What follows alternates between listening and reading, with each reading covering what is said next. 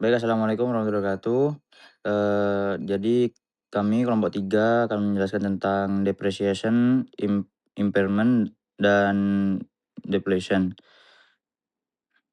Baik, kelompok 3 yaitu yang beranggotakan Novi Pradita Nuraini, yang kedua ada Saida Indrianti, yang ketiga ada Lisda Nabil Firdaus, kemudian yang keempat ada Devina Azalia Ramadhani, kemudian yang kelima ada Rahmatisa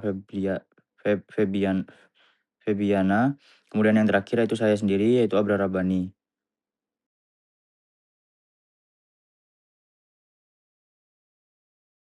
Baik, perkenalkan nama saya Abrar Rabbani dengan NPM terakhir 427. Di sini saya akan menjelaskan tentang jawaban soal B11.1 yang pertama, nomor 1, yaitu soal meminta menghitung depresiasi tahun 2022 dengan metode straight line atau garis lurus. Pada metode ini, beban depresiasi dibagi sama rata selama umur manfaat aset. Rumus metode garis lurus yaitu depreciation expense sama dengan cost dikurangi residual value per useful life. Langkah pertama adalah menghitung harga perolehan mesin, yaitu 85.000 dengan mendapat diskon 2% karena pembayaran dilakukan pada 5 Mei dan masih dalam syarat kredit 2/10 N per 30. Jadi harga setelah diskon menjadi 83.300, kemudian ditambah biaya freight in sebesar 800 dan biaya instalasi sebesar $3.800. Karena kedua biaya tersebut termasuk biaya untuk menyiapkan aset agar siap digunakan. Biaya tenaga kerja reguler sebesar $10.500 tidak dimasukkan karena merupakan biaya operasional biasa, bukan bagian dari perolehan aset. Maka total cost mesin adalah 83.300 plus 800 plus 3.800 sama dengan 87.900. Kemudian perusahaan memperkirakan mesin digunakan selama 8 tahun dan memiliki nilai residu 1.500 pada akhir masa pakai. Jadi nilai yang dapat disusun adalah yaitu 87.900 dikurangi 1.500, yaitu hasilnya 86.400. Kemudian depresiasi per tahun yaitu 86.400 dibagi 8 sama dengan 10.800. Karena mesin dibeli pada 1 Mei 2022, maka pada tahun 2022 mesin hanya digunakan selama 8 bulan, yaitu Mei sampai Desember. Oleh sebab itu, depresiasi harus dihitung secara parsial, yaitu 10.800 dikali 8 per 12 sama dengan 7.200. Jadi, depresiasi tahun 2022 adalah 7.200. Sekian, terima kasih. Baik, selanjutnya perkenalkan, nama saya Rizda Nabila Firdaus, NPM akhir 100. Saya akan menjelaskan mengenai P11.1 yang B. Nah, itu kan diketahui yang pertama harga belinya $85.000. Terus ada diskon pembelian. Jadi $85.000 ini dikali 22%, dikali 2%. Jadi $1.700. Lalu yang diketahui lagi ada ongkir atau fine in seharga 800. Terus persiapan atau instansi 3.800. Jadi kita menotal semuanya, kita dapat hasilkan $87.900. Lalu diketahui lagi nilai sisanya 1.500. Masa manfaatnya 8 tahun.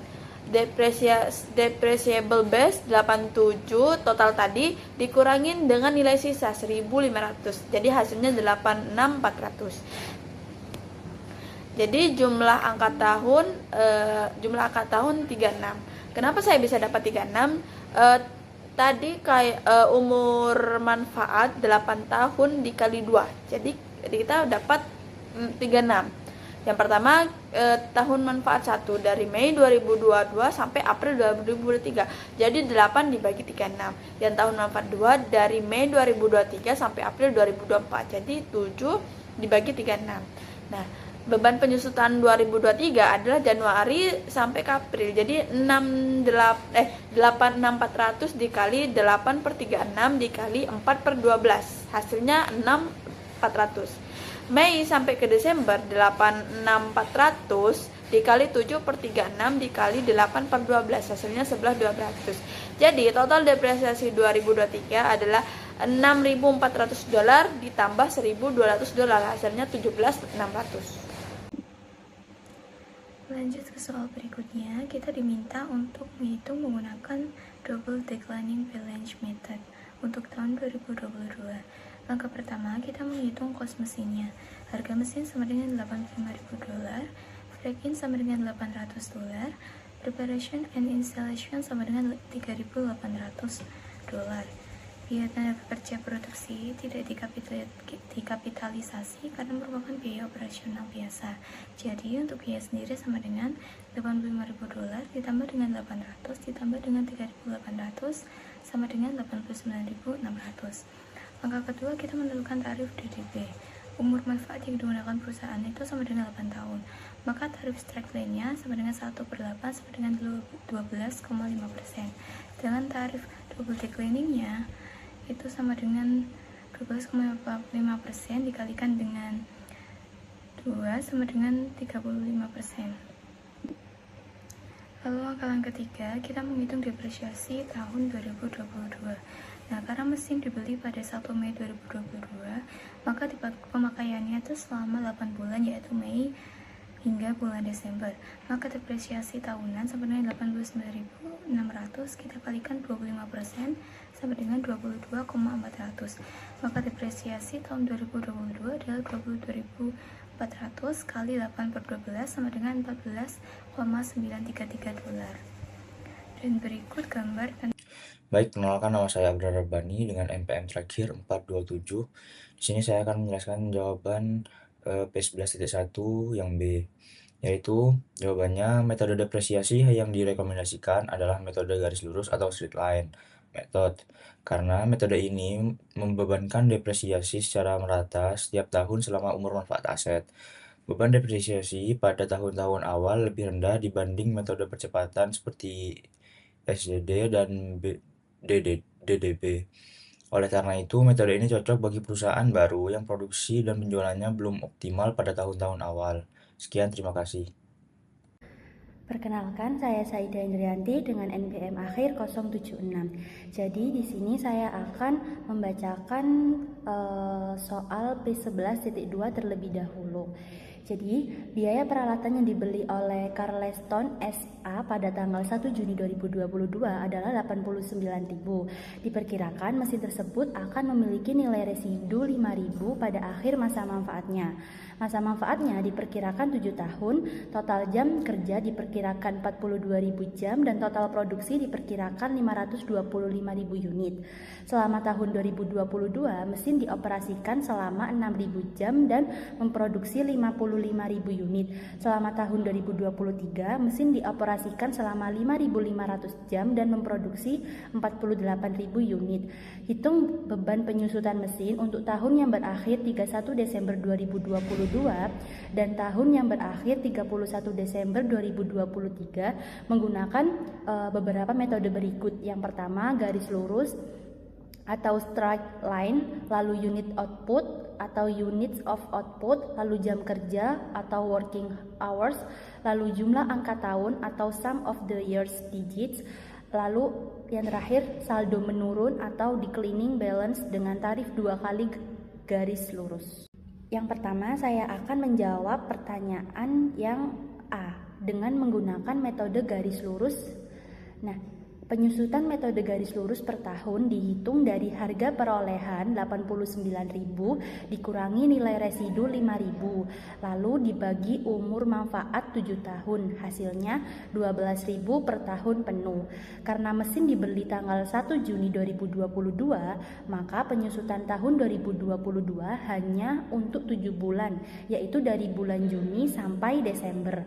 Jadi 12.000 dikalikan 7 dibagi 12 sama dengan 7.000. Lalu untuk yang tahun 2023 mesin digunakan penuh 12 bulan, jadi penyusutannya adalah 12.000. Di slide ini saya akan menjelaskan tentang jawaban dari soal P11.2 yang B, unit of output.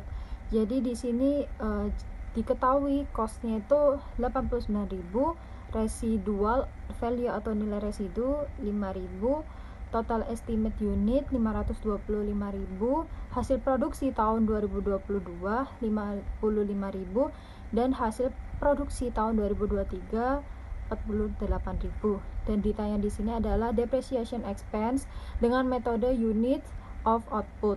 Jadi caranya itu yang pertama mencari depreciation base dulu dengan cara cost dikurangi nilai residu, yaitu 89.000 dikurangi 5.000 menghasilkan 84.000.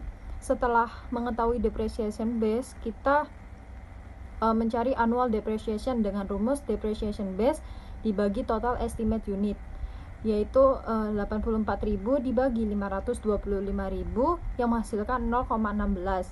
Nah, setelah udah tahu annual depreciation-nya, kita mencari depreciation expense atau beban penyusutan tahun 2022 terlebih dahulu, yaitu dengan cara hasil produksi dikalikan dengan depreciation expense atau annual depreciation-nya, yaitu hasil produksinya 55.000 dikalikan dengan 0,16 menghasilkan 8.800, dan depreciation expense tahun 2023 dengan rumus yang sama, yaitu hasil produksi dikalikan depreciation expense atau annual depreciation, yaitu 48.000 dikalikan 0,16 yaitu menghasilkan 7.680, sehingga depreciation expense tahun 2022 yaitu sebesar 8.800 dan depreciation expense tahun 2023 yaitu sebesar 7.680.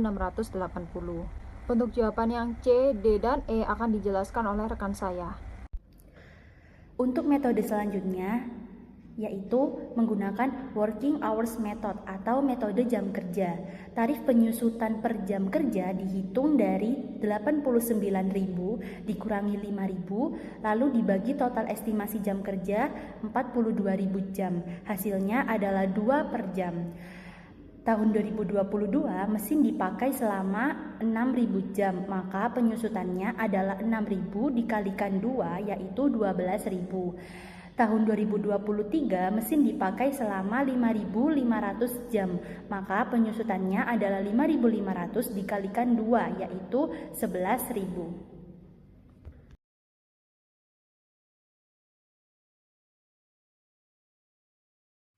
Baik, pada slide ini kami menjelaskan menggunakan metode penyusutan sum of the year digit method atau metode jumlah angka tahun. Nah, data yang digunakan yakni harga peralahan mesin sebesar 89.000 dan nilai residu sebesar 5.000. Kemudian umur manfaatnya selama 7 tahun. Jadi, dasar penyusutannya yakni 84.000 yang diperoleh dari harga perolehan dikurangi dengan nilai residu. Nah, selanjutnya kita menggunakan partial year yang dimana mesin itu kan dibeli pada tanggal 1 Juni 2022, maka tahun pertama penyusutan hanya dihitung selama 7 bulan saja. Nah, pembuatan penyusutan pada tahun 2022 yakni per depreciation base yakni 84.000, kemudian dibagi dengan tahunnya atau umur manfaatnya yakni selama 7 tahun. Nah, kemudian hasilnya yakni adalah 12.000, yang dimana 12.000 ini akan dikalikan dengan 7 per 12. 12 yakni didapat dari berapa bulan dalam satu periode. Nah, kemudian itu menghasilkan penyusutan sebesar 7.000. Kemudian untuk tahun 2022 hingga tahun 2028 beban penyusutan sebesar 12 per tahun. Nah, 12.000 per tahun ini dihasilkan yakni 12.000 dikalikan dengan 12 per 12. Karena tahun 2023 sampai 2028 umurnya itu 1 tahun. Beda dengan tahun 2022 dan tahun 2029. Ya, tahun terakhir pada tahun 2029 yaitu penyusutan hanya dihitung selama 5 bulan saja, sehingga beban penyusutan itu menjadi 5.000. Nah, dari tabel juga dapat dilihat bahwa akumulasi penyusutan terus bertambah hingga total penyampaian yakni 24.000 sesuai dengan dasar penyusutan aset. Baik, pada soal selanjutnya yakni pada soal tersebut yang E disuruh untuk menjawab tentang double declining method. Yakni pada slide ini menggunakan double declining method atau metode saldo menurun ganda. Yang dimana metode ini tuh menghitung penyusutan lebih besar pada tahun-tahun awal penggunaan aset. Tarif penyusutan itu diperoleh dari tarif garis lurus dikalikan 2. Karena umur manfaat aset adalah 7 tahun, maka garis lurusnya yakni 1 dibagi 7 atau sekitar 14,29%, kemudian dikalikan 2, yakni menjadi 28,57% per tahun. Nah, cara menghitungnya yakni pada tahun 2022 aset itu dibeli tanggal 1 Juni, maka penyusutannya itu hanya dihitung selama 7 bulan saja. Maka depreciable base-nya yakni 89.000 dikali hasil dari penghitungan tarif yakni sebesar 28,5%, yang menghasilkan annual expense-nya yakni 25.427 yang dikali dengan pada tahun 2022 ini hanya dimulai pada tanggal 1 Juni, yang dimana dikali dengan 7 per 12. 12 ini adalah jumlah bulan dalam 1 tahun atau 1 periode, yang menghasilkan 14.832. Nah, kemudian pada tahun berikutnya penyusutan itu dihitung berdasarkan nilai buku aset yang menurun. Oleh karena itu, beban penyusutan setiap tahun juga semakin kecil. Misalnya pada tahun 2023 itu sebesar 21.190 dan terus menurun hingga tahun berakhir. Nah, metode ini itu biasanya digunakan untuk aset yang manfaat ekonominya lebih besar pada awal penggunaan, sehingga biaya penyusutan itu juga lebih besar di tahun-tahun awal. Kita kembali lagi pada perhitungan. Nah, pada perhitungan selanjutnya atau tahun selanjutnya yakni 2023, yang dimana depreciable base-nya itu 74.168. Nah, itu dapat dari mana?